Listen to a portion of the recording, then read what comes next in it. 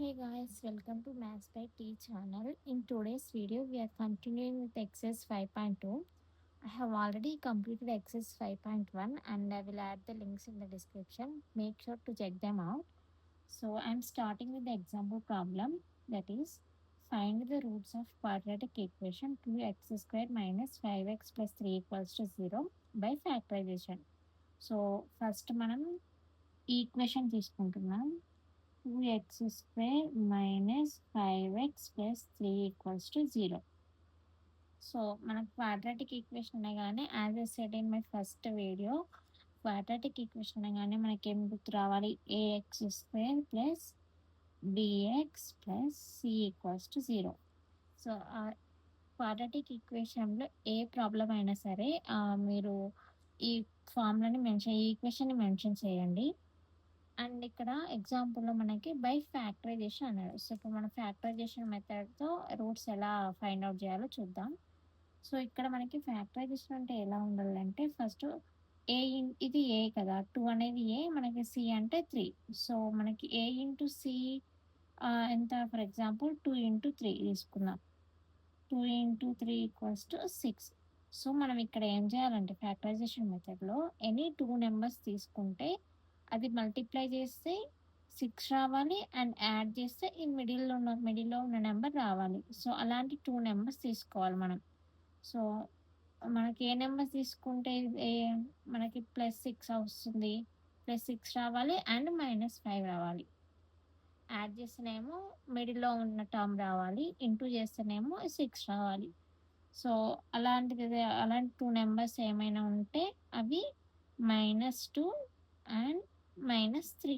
So, -2 and -3, -2 into -3, minus into minus plus 2 into 3, 6. And -2 plus of -3, -2, -3, 5. Greatest number ముందు minus ఉంది కాబట్టి ఇక్కడ minus పెట్టుకున్నాం. సో, మనకి 6 వచ్చింది. ఈ 2 టైమ్స్ మల్టిప్లై 6 రావాలి. సో, మనకి 6 వచ్చింది. 2 తీసుకోవాలి. 2 నెంబర్స్ తీసుకుంటే. అండ్ ఈ 2 నెంబర్స్‌ని యాడ్ చేస్తే మనకి మిడిల్‌లో ఉన్న టర్మ్ వచ్చింది. That is -5. సో, ఇప్పుడు ఈ -2, -3ని మనం -5 ఎలా రాసుకోవచ్చు? 2x square -2 -2x -3x plus 3 equals to 0.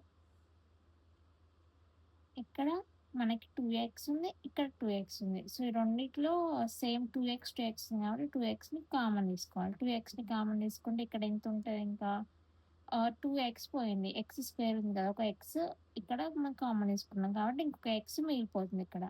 x minus ఇక్కడ 2xలో నుంచి 2x తీసుకుంటే 1 ఉంటుంది.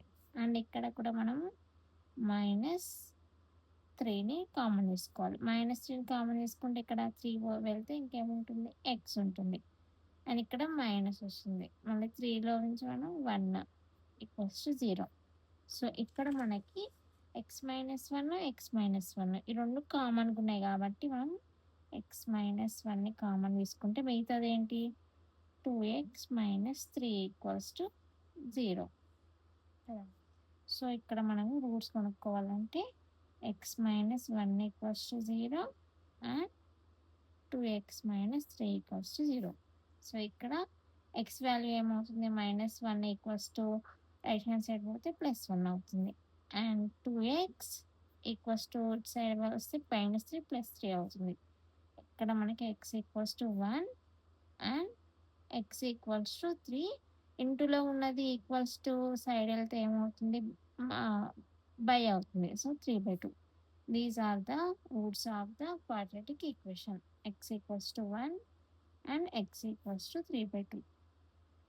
సో, ఒకవేళ మీకు డౌట్ ఉంటే గనక ఈ x ఉంది కదా! ఈ xని ఇందులో సబ్స్టిట్యూట్ చేయండి. 2x² - 5x + 3. మనకి రైట్ హ్యాండ్ సైడ్ 0 ఉంది కదా! లెఫ్ట్ హ్యాండ్ సైడ్ కూడా 0 ఉండాలి.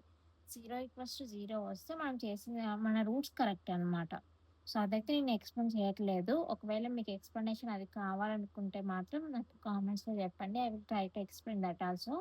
But this is to find the roots of quadratic equation by factorization method. It's very simple. So this is the example problem.